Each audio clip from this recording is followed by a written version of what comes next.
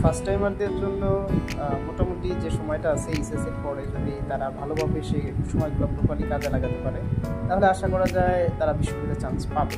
আর second টাইমাররা বর্তমানে খুবই বেশি দুশ্চিন্তায় আছে, তো তারা ফার্স্ট টাইমারদের থেকে মিনিমাম 1.5 মাস এগিয়ে আছে। তো সেকেন্ড টাইমাররা যদি এই সময়টাকে কাজে লাগে তাহলে তারা ফার্স্ট টাইমারদের চাইতেও ভালো কিছু করতে পারবে।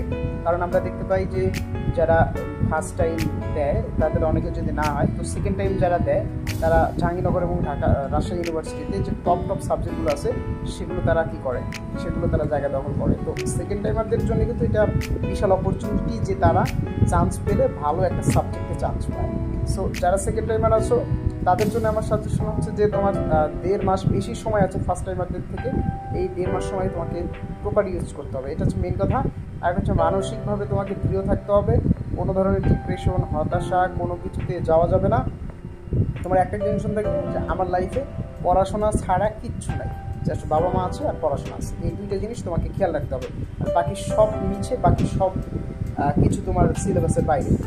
এইভাবে তুমি তোমার নিজের লাইফটাকে যদি সাজাতে চাও, যে পরবর্তী স্টেজে গিয়ে একটা আইডেন্টিটি বানাতে চাও, তাহলে অবশ্যই বলবো তোমাদের অবশ্যই পড়াশোনা ছাড়া কোনো কিছু এই মুহূর্তে ভাবার কোনো অবকাশ নেই।